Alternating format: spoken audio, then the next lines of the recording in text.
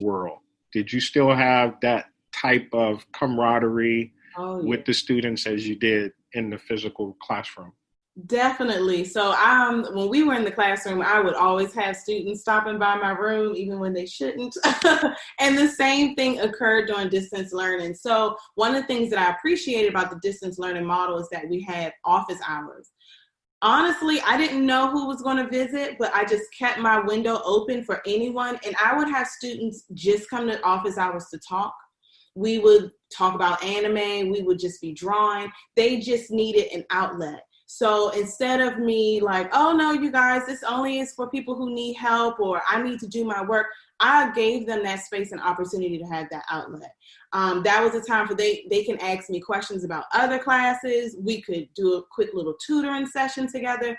I just wanted to create a space, even though it was virtually, but just a space where the students felt like they can just come and breathe.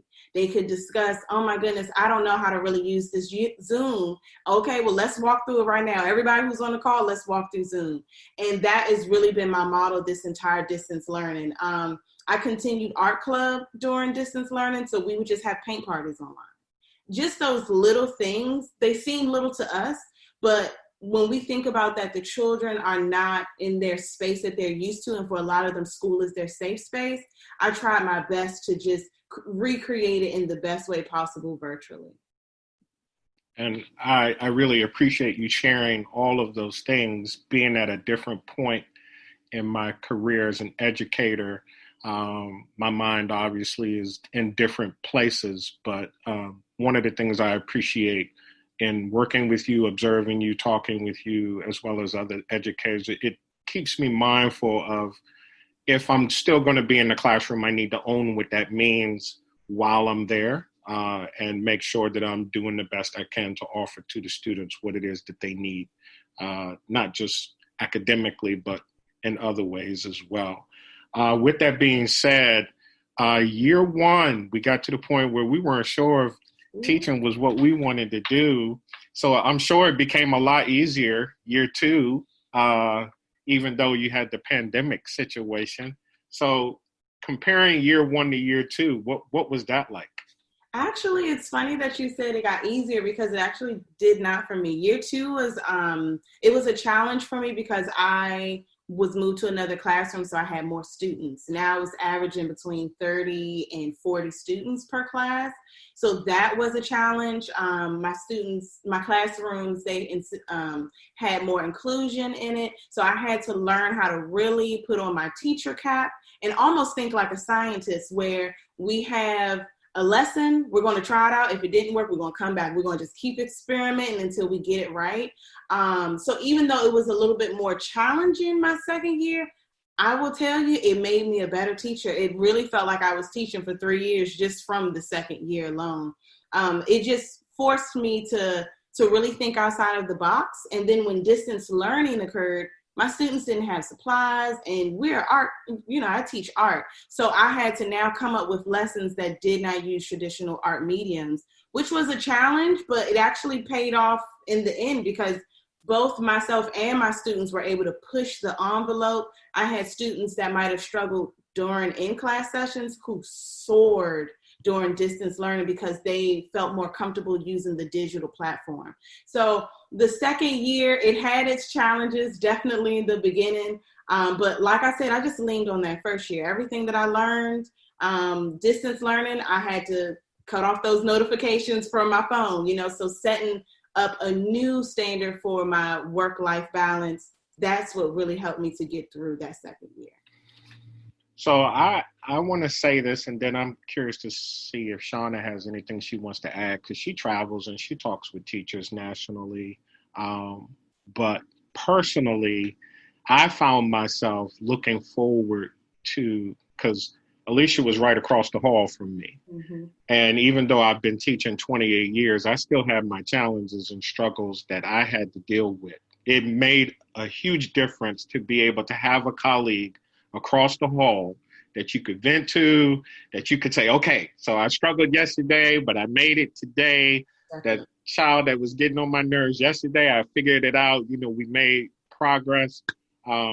these kind of things became important to me as a professional, to have another colleague that I could still feel like I was learning from as they were learning from me as well. So I'm curious, Shauna, as one who talks with educators all across the nation, what are your thoughts as you're hearing Alisha talk about her experiences? Truthfully, I'm thinking back to, and Cortland, you were there, our first years teaching, how we even connected. And it was not a connection to say, oh, how can we grow? It was, oh my goodness, are you dealing with what I'm dealing with? Because instead, on some level, when teachers, you're in your classroom, all you know is what's going on in your classroom. And you wonder, is everybody else struggling with what I'm struggling with? And is this okay to say that? And then, even at that particular time, in a staff meeting, we wouldn't stand up and say, hey, excuse me, anybody else have issues with kids today? We didn't talk about those things. So I think being able to find those partners, I always encourage teachers with the school districts and schools that I work with to create accountability partners. And it sounds like that's what you two kind of offer each other. And that accountability partner can be someone who you vent to, but it's also someone who challenges you to say, but yeah, I know this was a tough day, but you got it in you to tomorrow. What do we need to do differently? How can I help you do something moving forward? And it sounds like naturally you guys were that. And I think any teacher who tries to do this work alone, as Alisha says, there's so many surprises in this that, we could not prepare you for. Now, it's very rewarding, but there's still some things that are really, really challenging. And I tell people, anybody who says teaching is easy, you're not doing it right. Right. There's right. something. I mean, you may get into a flow and enjoy it, but it's work. And even into, year 2 and 3 and 5 and 12 and 24, there's work that's involved. So I'm just excited to hear your energy and hope that your energy remains and stays, continuous throughout your career. Excited to have you working with our children. Well, I'm going to be honest, and then we got this question coming up. You can't be a mentor to an educator and then not evolve yourself. And I think Alisha created that accountability for me.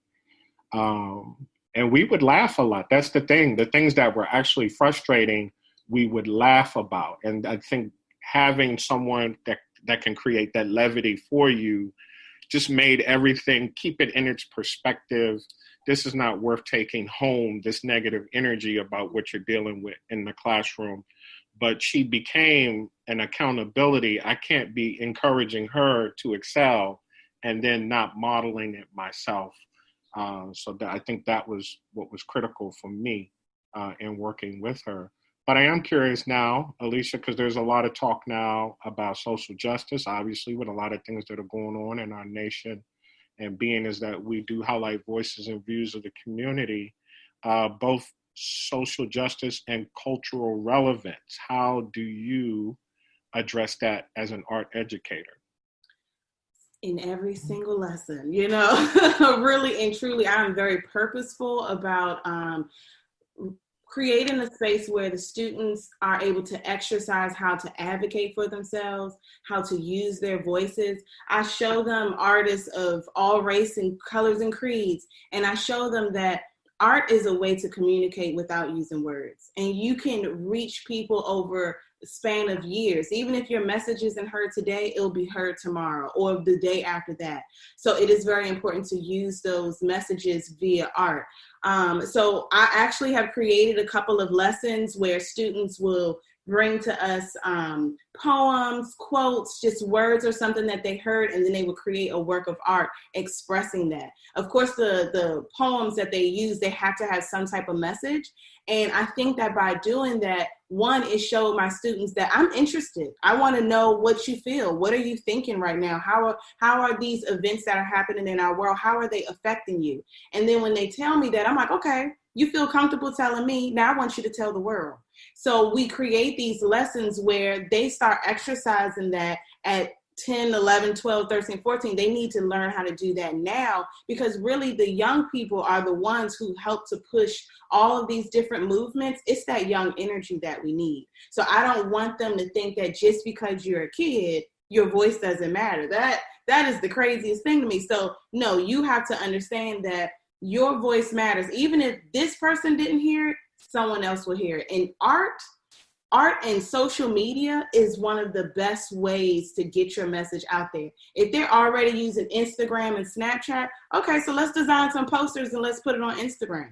So I try to reach them where they already are, which is via social media. I show them artists that are out present day. I don't always focus on the quote unquote masters of the past. I want to show you someone who's out there in the streets right now, creating posters and all of that stuff. So even at 6th grade, we're getting into color theory and the messages that are being passed just from using colors. I don't think that is something that you have to wait for when you're in high school. You need to get that energy and plant those seeds as soon as possible, because now is the time, clearly.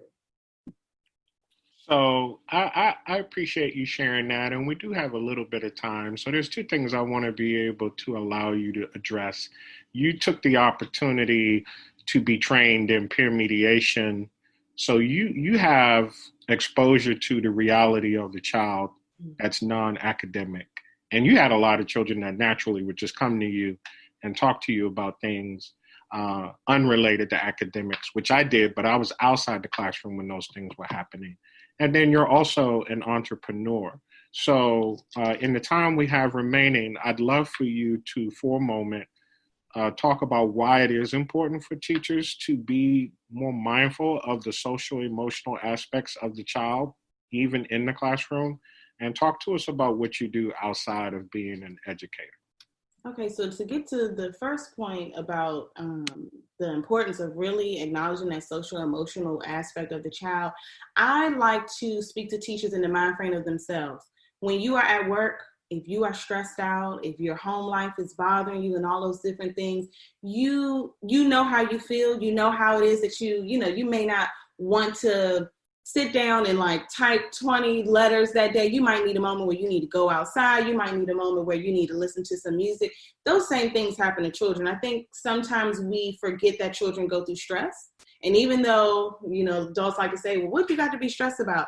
Their stress is their stress. It's all relative, because what I'm stressed about may be small compared to someone else. And I think that we have to keep that in mind, that these children are going through a lot. They are absorbing a lot, especially via social media. When COVID first happened, I remember dedicating half of my class time just answering questions about COVID and about how to wash your hands. They were afraid about taking it home to their grandparents.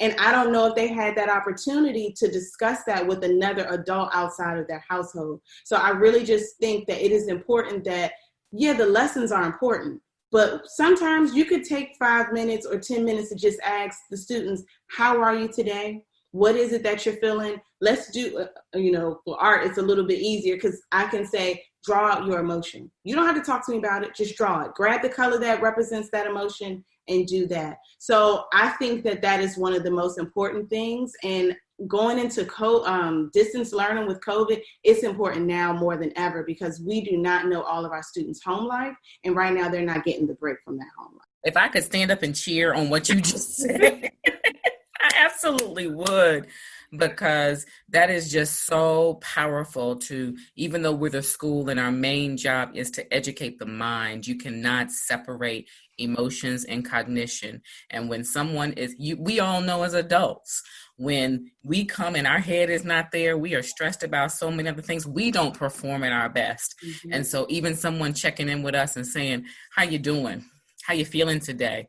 Do you need a moment to take a breath? Can make a huge difference in your performance in class. And if that's true for us as adults, that's definitely true for children. So Alisha, I am just so thrilled that, this time actually goes so fast. Cortland, it goes so fast. It does. We just wanted to give you the opportunity just with our last minute. Are there any parting words, anything you would like to say to us just as we close out this episode of Village Talk? What are your final words for us today, Alisha? My final words as we go into distance learning is for everyone to lean on each other, to be kind to each other, and most importantly, be kind to yourself. Take it one day at a time, reflect, and then try it again. Ooh, snap. I love that. I love it. This has been a treat. I tell you, I have always tried to find a way to connect with